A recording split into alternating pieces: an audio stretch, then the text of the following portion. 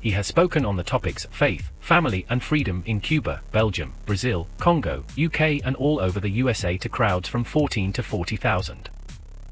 International leadership speaker, trainer and coach. Author of Learn to Raw Leadership, Attitude Hack, Live a More Excellent Life, 5 Battle Strategies of a Victorious Warrior. 2021 President's Lifetime Achievement Award recipient. Founding partner of the John Maxwell team. Toastmaster International Speech Competition semi-finalist. Founder of Tell It Like It Is TV, ThatGuyRocks.com and ThatGuySpeaks.com. Creator of Story Power TV, Transforming Grace TV, and Leading Leaders Podcast. Producer of 4 TV programs and podcasts for Liftable TV and World Trumpet Television as well as multiple social media channels. Please help me welcome J. Loren Norris. Have you ever had that kind of relationship where it seems like everything's going well and then you realize, Houston, we have a problem. And somewhere along the way you realize, I think I know how I can solve this problem, but I can't solve this problem alone because it's not a me problem. And it's not even a you problem. It's so much bigger than me and it's bigger than you. It's a we problem. It's something that we have to do together. You've got to come a little way. I've got to come a little way. I think there's an old country song for that called Meet Me in the Middle. And they talk about it's 700 fence posts from your place to mine and meet me in the middle. Right? You've got to come some way toward the solution and I've got to make some ground toward the solution. I think we found another spot in this evolving society of ours, this global society of ours, where there's a problem that I can't solve and that you can't solve, but together we must solve. And I'm talking about a leadership vacuum. That's what I'll talk about in this episode of Leading Leaders. Subscribe now for our extensive video library of leadership lessons promoting faith, family, and freedom.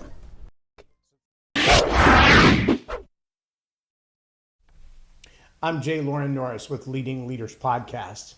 And I can tell you there's a whole lot of problems in this world that, frankly, they're over my head.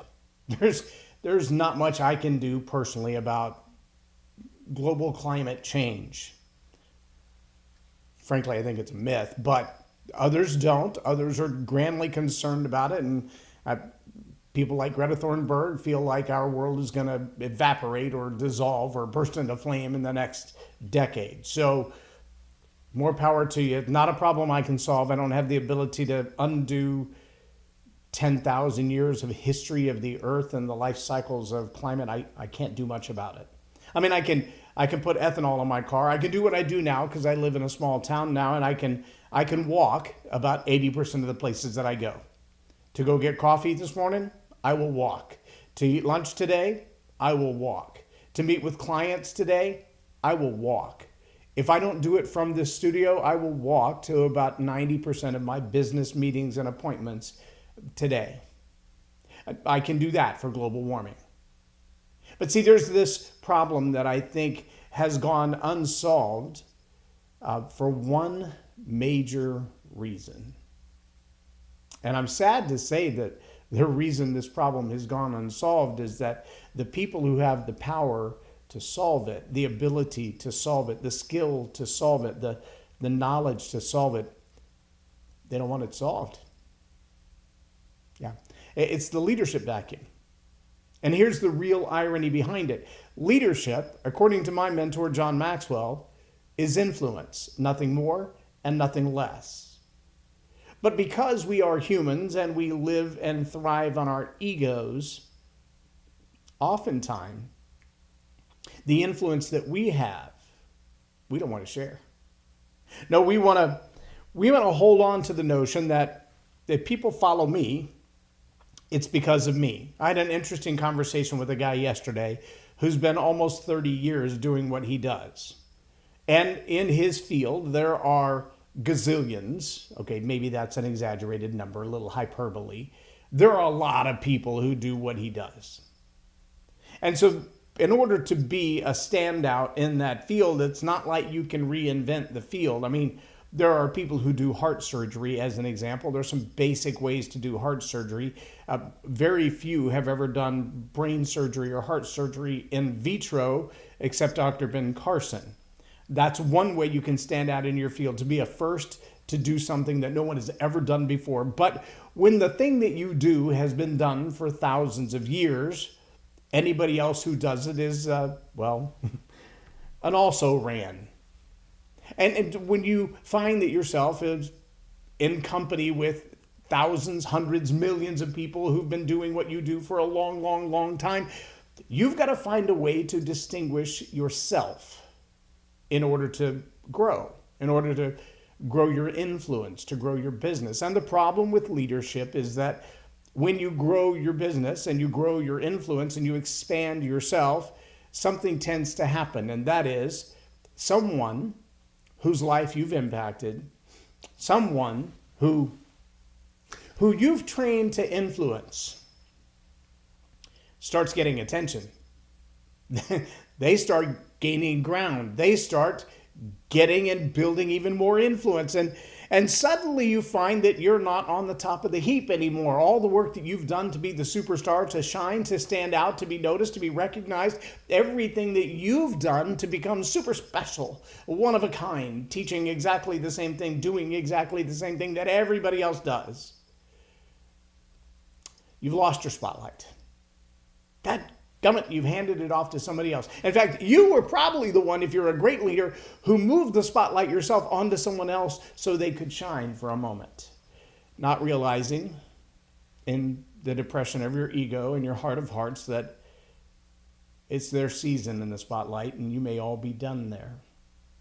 And because that imminent fear resides in the heart of anyone with an ego, which would be anyone living and breathing with a pulse and a brainwave and a heartbeat, we get terrified. We get terrified as leaders, and therefore we're really, really anxious to hand off our knowledge and our wisdom, so long as it doesn't mean that somebody else could step into our spot and take our spotlight. Just watch the TikTok influencers. They have their little tips and tricks. They have the little things that they do. And you can watch them. Just go search them on YouTube, just as an example.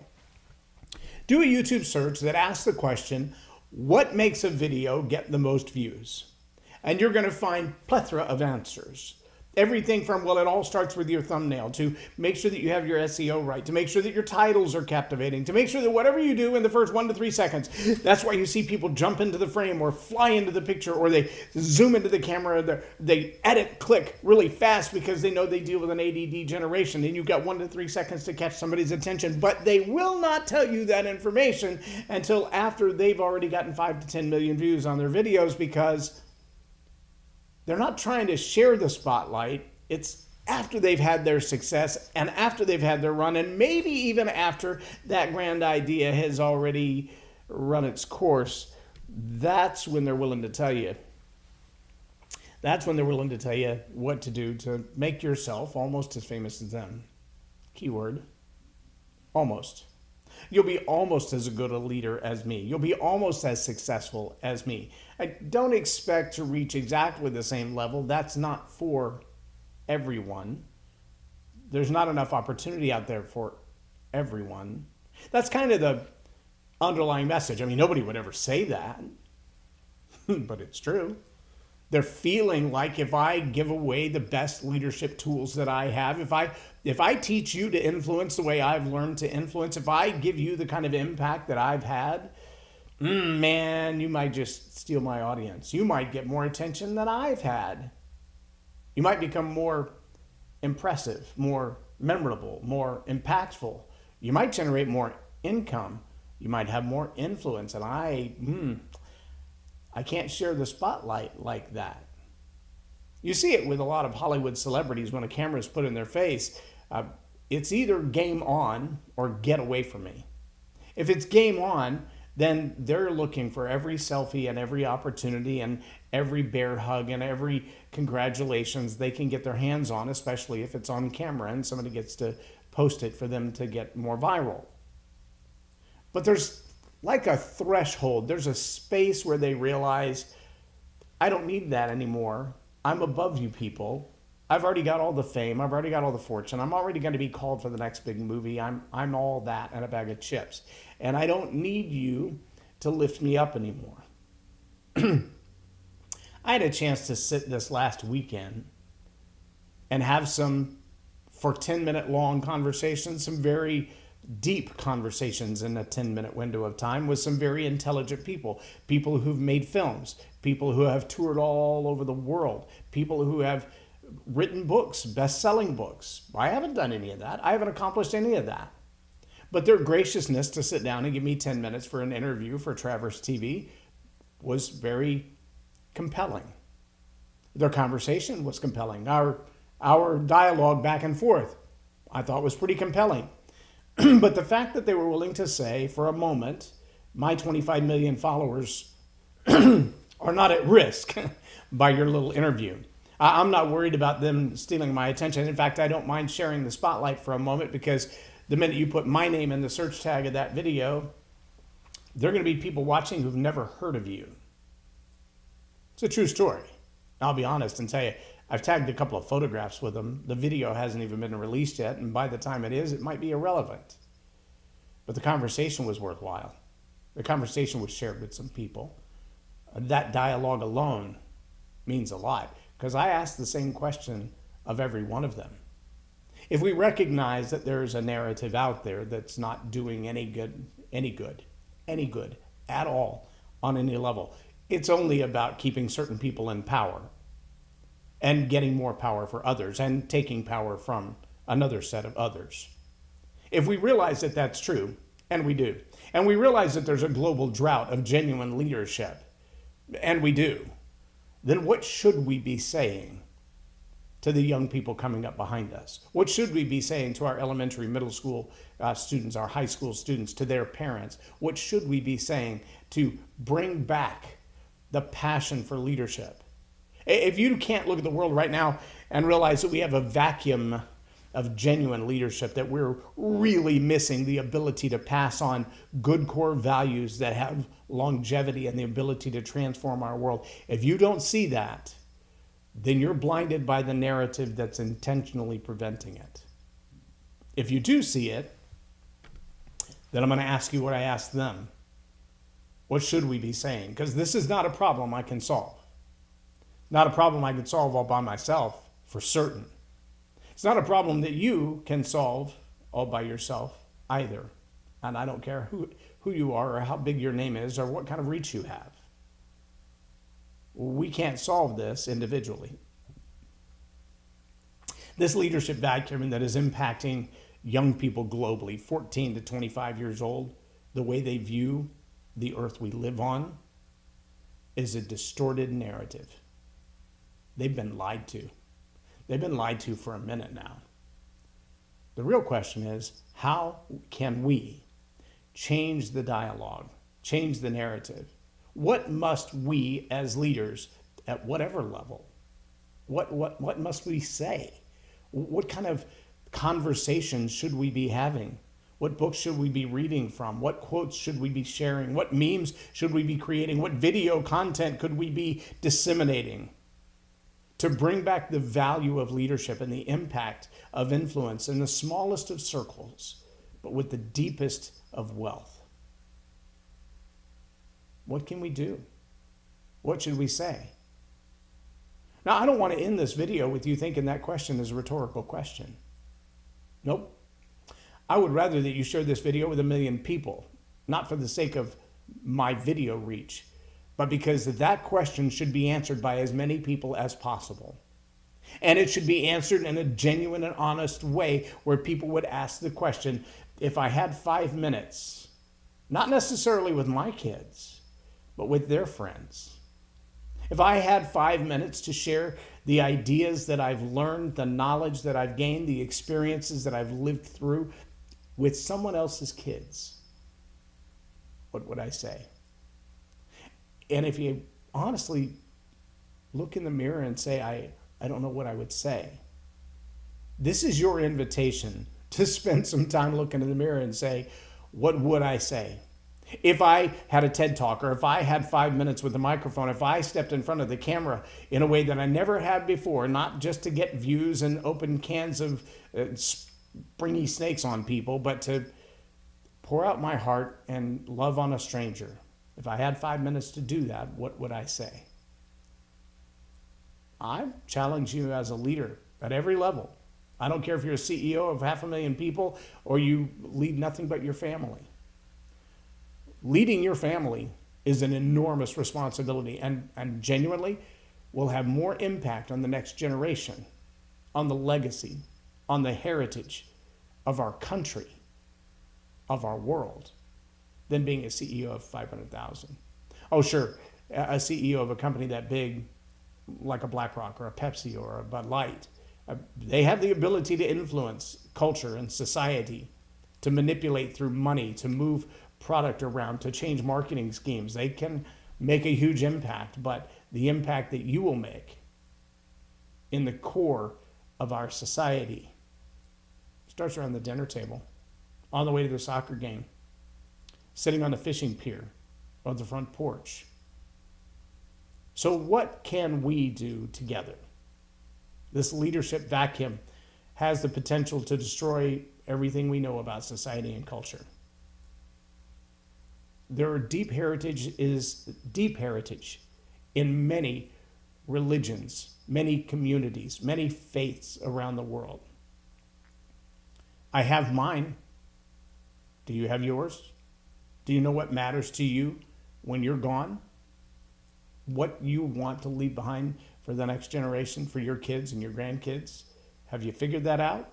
Or is it all about chasing the dollar today? Oh, by the way, that might even be a thing of the past before the decade is out. The dollar. Might be chasing some other kind of financial instrument by then. But if that's what you're living for, that's a fading glory.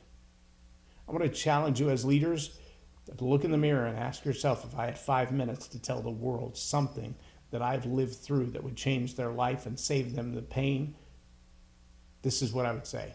Figure out what that is. And then send me a video of it, because I will share it everywhere that I have the chance.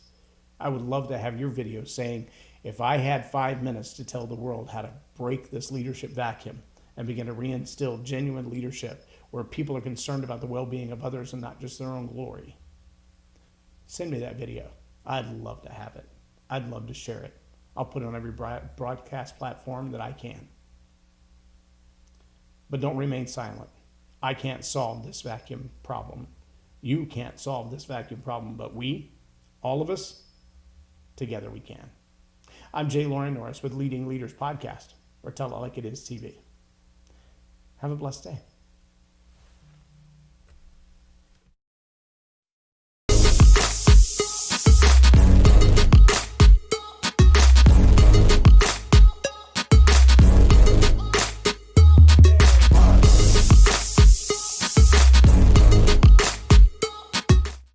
Loren is a master teacher on storytelling, and I learned so much. I'm really going to have to sit down and go back through everything, and I think I might have to have some more coffees with Loren, but it was totally worth my time, and I really highly recommend it if you're looking to grow your ministry, grow your business, grow your career.